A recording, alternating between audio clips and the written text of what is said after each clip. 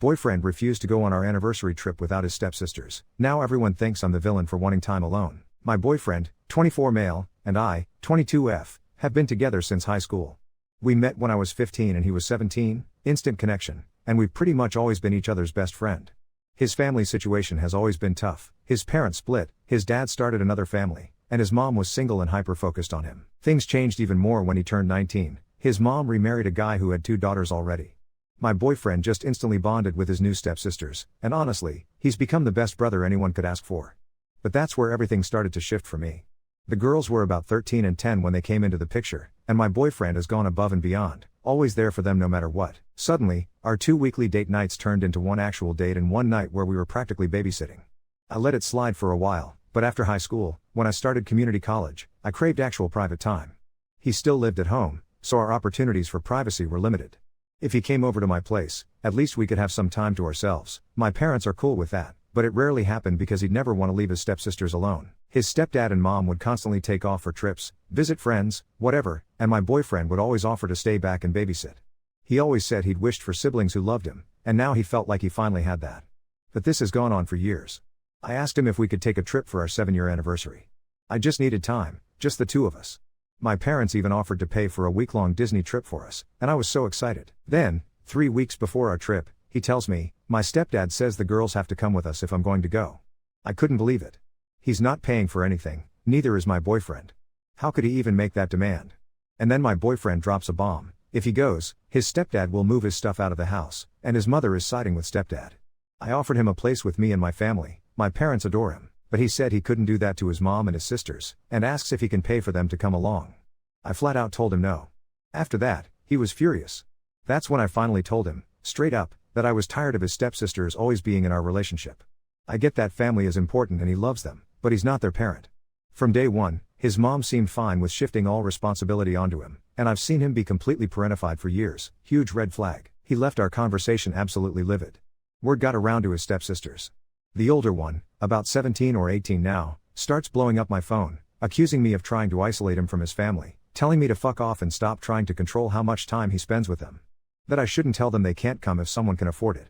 The younger one sends me a message apologizing if she made me hate them, which broke my heart, because I never said I hated them. My boyfriend is acting like my problem is with his stepsisters, when in reality, it's just that we don't have a decent private life together.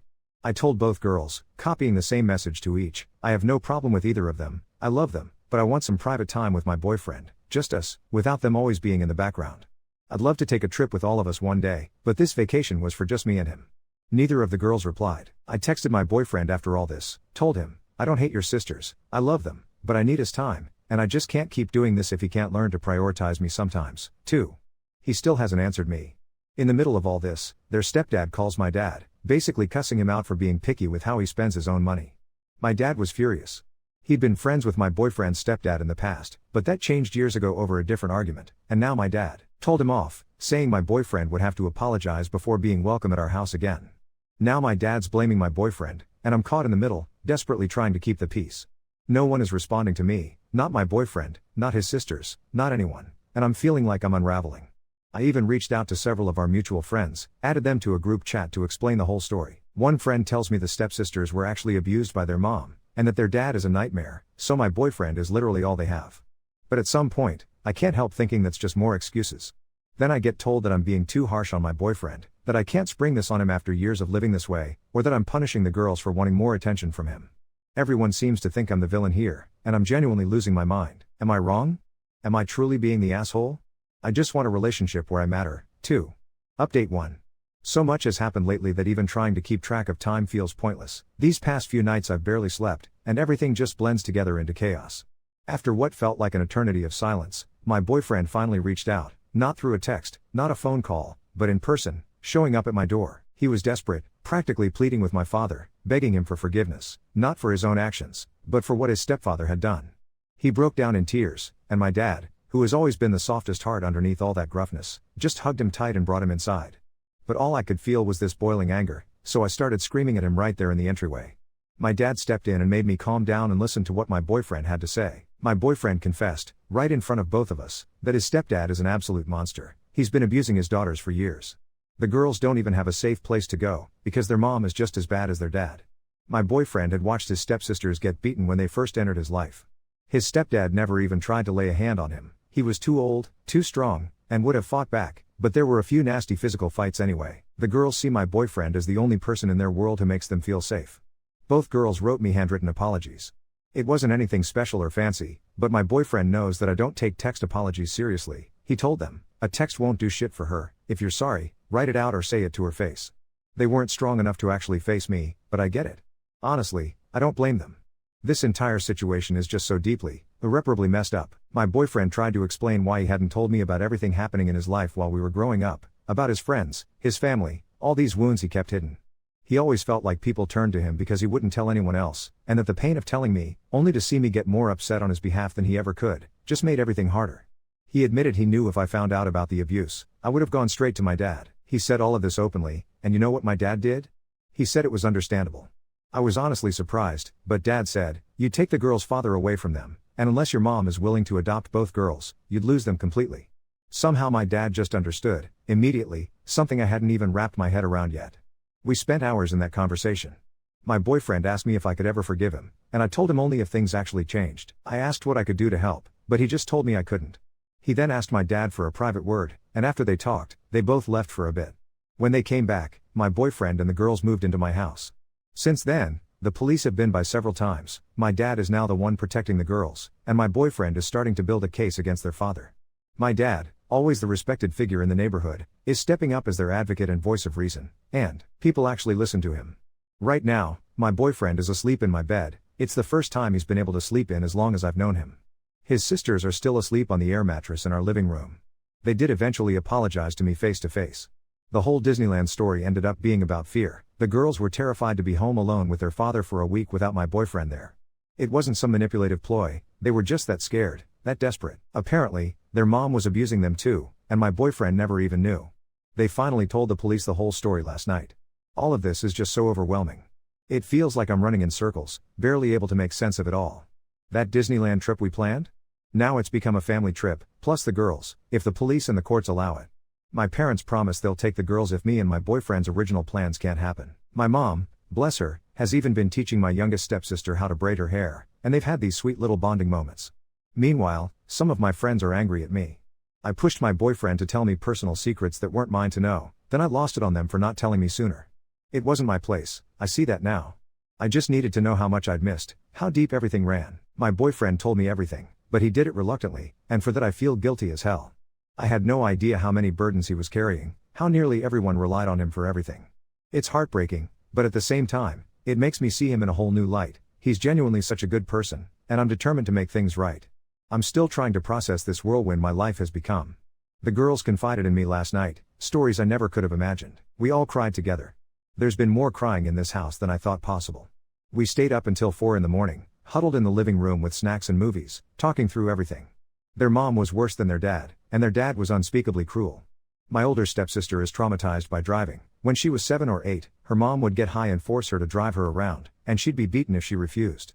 Nobody knew. Their mom ended up going to jail for drug possession, which is the only reason the girls ever landed with their dad. Within a month, he had started dating my boyfriend's mom, probably just looking for someone to dump the girls on, so he didn't have to be a dad.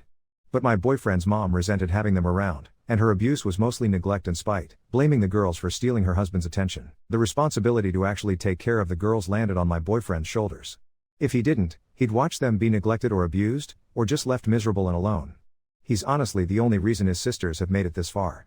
It broke my heart to realize that the girls were afraid I'd hate them, that they thought I might try to take their brother away from them. To them, I had become the villain in the story, and realizing that gutted me. I cried, more than I ever have before. Update 2. It's been one hell of a week. After everything, I've decided to show my boyfriend all the posts and comments piling up, and there was a lot to process.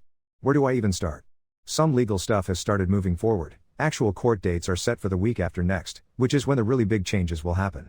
For now, the girls are allowed to stay with us temporarily. Dad laid down the law and told me, "You're not allowed to post too much about the girls' private lives online," and he threw around privacy and legal reasons with the ongoing court situation. So, no deep details there, just know things are actually progressing, and I'll share more once I'm able. Mostly, though, everything this week has been about my relationship, or the tangled mess of it. Some people seem to think my boyfriend had blabbed to half the planet, but the truth is, he only ever told his best friend. These two have been thick as thieves since they were in diapers, so of course he was closer to him than anyone else. His best friend always knew what was happening, but nothing really came of it. They were both young and overwhelmed and didn't know how to get help or what the right thing was. I found myself thinking about why my boyfriend didn't talk to an adult, or shout out for help somewhere else. Turns out, he tried. He actually went to his school counselor. I can't talk about how that all panned out right now, but let's just say the adults at school let him and his stepsisters down in a big way. When I'm allowed, I will go into debt about that every which way. The fallout with our friends has been icy. Most of them can't grasp how I feel, and it's made me realize they haven't exactly been great to me. My boyfriend is now firmly no contact with anyone who blamed me, or who didn't get what was really happening and didn't at least try to apologize. Funny enough, we've both been pretty isolated lately, but honestly, we don't exactly have time for friendships at the moment. We're starting couples counseling on Wednesday, something my dad really pushed for. I realized I just can't trust my boyfriend yet, but I want to. I told him I want to work through these feelings together, with someone to guide us when the conversations get derailed, because right now there's so much emotion neither of us is handling it well. He needs someone to talk to who isn't me, my dad, or his best friend.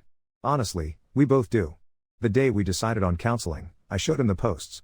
At first, he was so defensive, but then he read through the comments and what people said about me leaving him, prioritizing myself. And he broke down. Like full on, ugly crying, sobbing so hard my mom checked on us, and then locked down my room with a do not enter decree for the rest of the house. He tried so hard to explain, to apologize, he couldn't even get the words out through the tears, just stammering the same apology again and again. Later, after he pulled himself together, he reached out to a couple people, and a few of our friends offered these really honest, heartfelt apologies when they finally heard his side. Turns out, I'm not great at explaining my own feelings. When I confronted people, I came from a place of pure anger, so everyone put their walls up too fast. People thought I'd wrenched secrets out of my boyfriend and gotten tangled up in things that weren't mine. Some people even felt they weren't obligated to let me in, and honestly, I think they're partly right. I promised my boyfriend only ever told me things involving himself, because he's my partner. No one else's business. Things are rocky with some people, but honestly, we've got bigger stuff to sort out right now. My boyfriend officially moved in and is sharing my room. His valuables, consoles, and all that are stashed in the basement, and the girls are set up in my dad's office until we hear from the court. If it all goes our way, we'll redo the basement to make it feel more like theirs. Some people brought up my parents' relationship, so I went to dad about it. He agreed with everything and talked things out with my mom about what she said. For context, my dad's about 57 now. He retired early, and he told me the other night, the biggest mistake of my life was prioritizing career over family. I thought I was buying time with you later, but I wound up missing so much of your life instead. My mom apologized, too, admitting she has some really warped perspectives thanks to her own past. She was married before dad, and her ex was horribly abusive, so she's always considered herself lucky she found dad at all. I'm starting weekly therapy sessions with our couples counselor on Fridays. There's so much to work out, but at least things are moving, even if everything still feels like it's on shaky ground. Update 3. This update may not be as explosive as some anticipated, but I bring you news that couldn't be more amazing. Merry Christmas, with a side of liberation. Trigger warning for abuse, because what we've lived through has been nothing but a whirlwind of pain and survival. The girls are emancipated. Let me say that again, the girls are emancipated. That word doesn't even begin to cover what we've gone through. The court process felt like walking through hell. Initially, we were told it could drag on for 6 months or longer, but then everything toppled into place when their father, true to form, completely showed his ass. My dad, the girls, and I met with a lawyer. The girls wanted my dad as their representative but didn't want him as a legal guardian. That meant I wasn't involved in every step, but here's what I do know. We had 2 major hearings, each covering different aspects. The first hearing zeroed in on the abuse charges and child endangerment. The judge, clearly fed up, told OSS to get a job that paid enough for her to make a real living wage, and then gently asked YSS if she felt comfortable doing the same. My dad interjected, offering to pay her for helping around the house and providing both her and OSS with reasonable rent. Because they met several criteria for emancipation, the judge practically smiled as he said it was looking good for us. Our lawyer made sure to walk us through every detail, and the judge confirmed each point. They kept some meetings closed, particularly anything concerning the stepfather or my boyfriend's mother's role in all of this. It got messy, tense. My dad outright banned me from attending. My mom later confessed she had never heard my dad shout like that in her life, but our case got fast-tracked. My dad cashed in some favors, and once the abuse charges surfaced, a handful of outside organizations swarmed in. All thanks to my dad. I learned some stomach-turning details about my boyfriend's abuse. His stepfather started beating him almost immediately after arriving in their lives. Punches to the head, blows to the gut, choking, but always stopping just before a bruise would appear. Even worse, sexual abuse followed. I can't even fully describe the horror, it's overwhelming. It continued endlessly, beginning with physical abuse and escalating into terrible violations. While he endured much, what the girls experienced was far worse, especially the youngest sister, who suffered the most. I struggle to find the words. Just thinking about it is heartbreaking. The stepfather's sentencing is pending, set after the holidays. Until then, he remains under house arrest. My boyfriend's mother is facing a stint in jail, 3 years. Now, for some hope among the wreckage, OSS landed a job at my dad's old office. She plans to become a nurse and will work there full-time eventually, but for now she's a glorified secretary. My dad guaranteed her the position, since he's retired but still has the trust of his former co-workers. He also committed to cover up to $45,000 of her tuition. He even found her a reliable used car to get to work and school. YSS is earning money by doing household chores for us and helping my mom, raking in about $600 a month. It's supposed to be $1,000, but rent is skimming off $400. My dad handed her my old car. It actually belonged to my mom, but ever since she upgraded, it sat collecting dust. I used it for a while, but now it has found a new home. As for my boyfriend, he's working 60-hour weeks, saving as much as he can so we can finally move out. We're good, he's better than ever, and therapy has been a revelation. The girls and my boyfriend attend group therapy for survivors of abuse once a week. He and I go to couples therapy every week, and each of them has their own therapist for individual sessions. I see mine every 2 weeks, because God knows I need it too. Trust between my boyfriend and me is stronger than ever. Call it trauma bonding if you want, but truly, we are in the healthiest place we've ever been. He is open with me now, unafraid. We've left behind every old friend who couldn't rise to the occasion, except the rare few who apologized and understood. We treat ourselves to weekly date nights, escaping the chaos of both families whenever we can. It's a lot. But with the holidays closing in, I found something to remind us all of what we've survived. Matching lockets for my boyfriend and his sisters, each with the date they gained their freedom engraved inside. Tucked behind the date is a photo, the 3 of them together, a moment of joy I captured and now will last forever. He isn't allowed to see this until after the holidays. Looking back, I'm so grateful not to have endured all of this alone. The chance to express everything and just get it out has been surreal. Here's to better days, finally within reach. Update 4. I wish I could say everything stayed perfect after my last update, but life has a way of throwing curveballs when you least expect them. It's been about 3 months since the girls got emancipated, and while we've all been healing, some things have surfaced that I'm still trying to wrap my head around. My boyfriend's been working those 60-hour weeks religiously, and I've been so proud of how hard he's been pushing himself.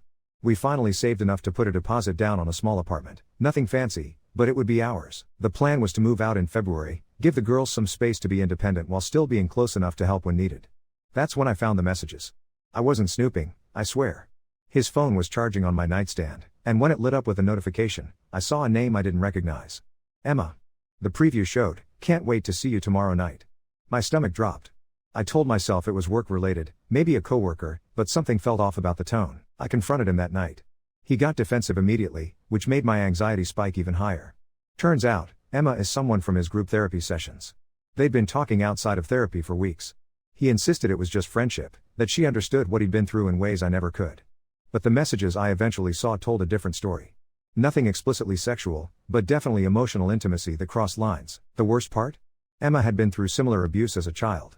She's 26, works as a paralegal, and according to my boyfriend, she's been his emotional support through the hardest parts of dealing with his trauma.